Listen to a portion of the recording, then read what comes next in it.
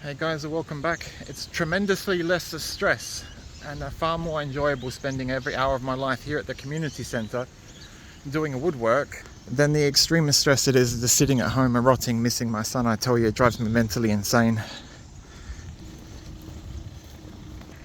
They give me 4 hours at a time to use a good $40,000 worth of power tools inside the community men's shed. And I'm just making wooden picture frames for my next acrylic artwork paintings.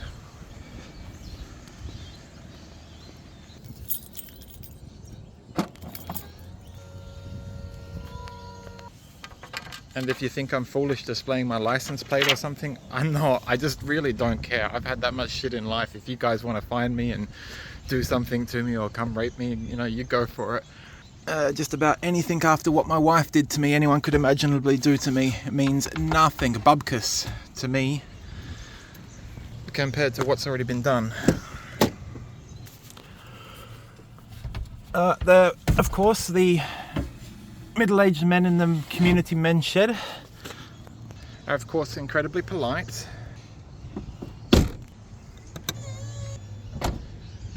I came to my car to find my woodwork putty, but I didn't bring it with me.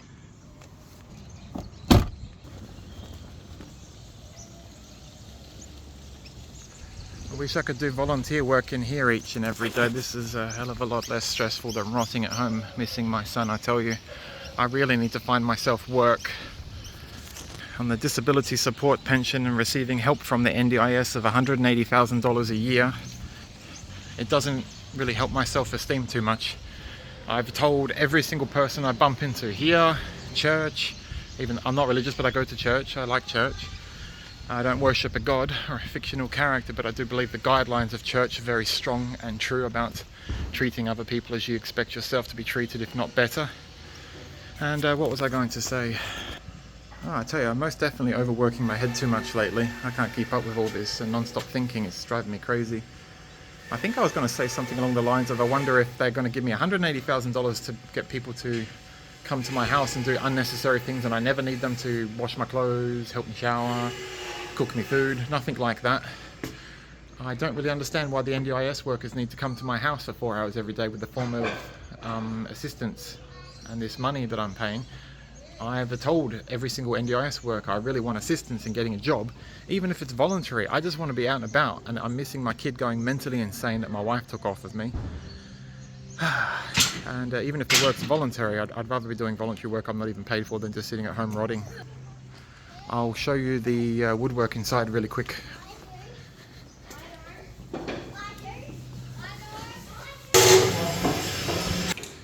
This is what I'm making, a big gigantic picture frame, my next painting.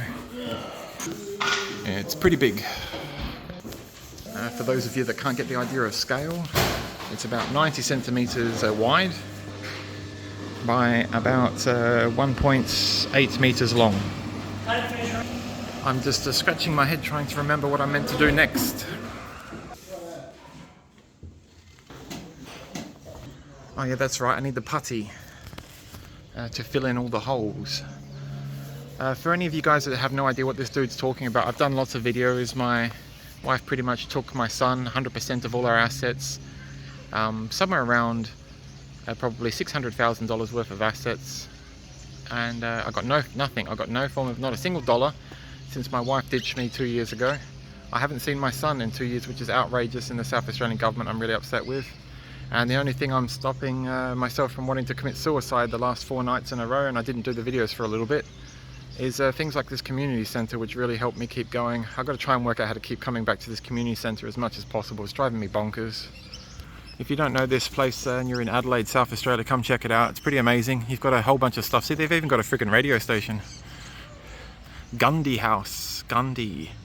Was that like a meditation or something? I can't think of what to say. I've got to find myself a drink. Oh yeah, across over here. It looks like it doesn't operate for many hours, but they've even got a cafe. Sorry guys, I just honestly can't think clearly. Give me a sec. The building I mentioned in my previous videos is like from the late 1800s, I think. This building is most definitely over 160 years old minimum, the original ones. I don't know if they're all made at the same time, probably not. This is beautiful. So if you guys live in Adelaide, South Australia, and you've never been here, I tell you now, this is a really beautiful secret hidden spot. You should really come check it out.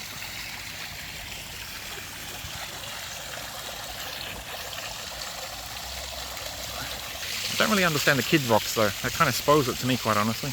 It looks beautiful and classic, and then you see there's a whole bunch of kids kind of doing their play school graffiti all over the water fountain.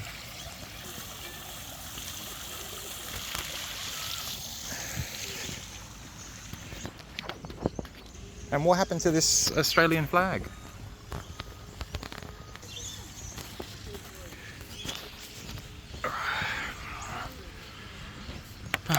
Anyways, thank you for your support, guys, to the couple of subscribers I got out of my channel. It's helping a fair bit. Some people are nice. Oh, I won't say some, the vast majority of people are very nice and respectful. I did get one a-hole, and he said my video was crap, yet it said in brackets it was from a subscribed member to my channel, which I don't know if you guys know, but if you have a YouTube channel and someone comments and they're subscribed, it tells you with a little note at the top of their comment. So the guy was a bit hypocritical, saying that my video was suggestively good in the beginning, and then he used 3 paragraphs to describe how boring and crap my video was, and it said subscribed member comment. What? So my video was crap, but you subscribed to it, and it was interesting enoughly bad that you could comment for 3 paragraphs about my video and how bad it was. Thanks, man. I deleted it, of course, because it's quite negative. Anyways, the people at the community centre, it's a really small world, and I'm beginning to recognise half a dozen faces, a dozen faces already. Everyone I walk around I now start to recognise, which makes me feel a lot safer and more powerful in my current shit life situation. I can't stop. The second I stop doing something, I go nuts. And I just see something like this, a playground over here, and I imagine that I'm going to feel sorry for myself again, not having my son with me to go play on something like this playground. So I'm trying to come up with methods as hard as I can to not go bonkers and occupy myself. I've mentioned it 3 times, sorry, my short-term memory is insane. And if you don't understand the point of my videos, go back and watch a previous video. Thank you to all the people that post their comments. Most of them, the vast majority, are very nice, and some of them share their own personal stories that they're going through tough times. And I give them some comments and sometimes click on their profile and try to find a way to private message them some replies, because they're very meaningful and private. When I finish up doing my woodwork here at this community centre, I'm going to ask the guy that's in the woodwork room just here the same thing. I'm going to say I'm going bonkers, can you help me volunteer and do anything here, even if it's the friggin' lawn mowing. I just need something to do, I'm going insane. Anyway, thank you guys. If you hung around to the end of this video and you know what I'm talking about, and you're watching me to see if I kill myself or if I regain myself and get my son back and get employment and become removed from disability support pension and NDIS, there's a fair bit of action I've got left to go. There's most definitely, this story is not finished anywhere within the next 6 months. I can't believe my wife would ever do something to me like not let me see my child. If the worst person I've ever met in my life that did anything to me ever had children, I would never imagine for 1 single second on the life of my son to ever think about keeping the child away from one of their parents. It's just horrible. My wife was an innocent angel, and I used to brag about her to every single person we ever met. A heavy Christian girl that went to church every single weekend. But the way that she can be so insane about her personal religious beliefs, to be with a man like myself for 8 years and then forbid me from ever seeing my son again, is just mentally insane and dangerous. I hope you liked this video. You got to see something. You got to see the picture frame I'm doing for my paintings. And videos in the near future. I've nearly finished another 2 of my paintings, and I'll show them to you. And I'll keep you up to date to if my NDIS workers are going to help me connect with a professional art salesperson or not, and if I can start winning some bread to try and move into anything besides from this emergency accommodation I'm in. If I can get into a better place, I have more chance of a judge in a court appearance giving me my son back in my minimum rights as a father. Love yous all. Thank you guys. Keep posting your comments. Please click on those thumbs up and like again for the 100th time. I don't care. There's no form of money here. I'm not doing this for money. I'm not doing this for attention. I'm doing this because I'm going bonkers, and I think Australian men like me in South Australia should never have any possible way of having their kids taken off of them instantly by their wives when they separate, or partners, and just not see their kids indefinitely. For me, 2 years. And I heard this other guy that lost his kid for half a year, and this other guy that hadn't seen his kid for 4 years. And I thought they were all stupid losers. I didn't think it was possible, if you're a good dad, that you could ever lose your kids like that. I swear on my life of my most important person that I am not an average father. I'm not a great father. I'm the weirdo that wanted to be a stay-at-home dad since he was 10 years old, and I've done nothing but watch Insane Super Nanny 400 times and all sorts of other things, trying to teach myself how to be the best parent in the world one day. It was my number one life goal, and I was an excellent father, and me and my son had nothing but never-ending fun. But due to absolutely nothing to end it all but my wife and religious mental insanity, she's taken my son away, instantaneously gone to a new church, disowned all of our friends, stopped going to the previous church, stopped talking to all the friends, stopped talking to me, and just created a new life of insanity and a new church with a new religion. She doesn't even talk to the pastor of her previous church anymore.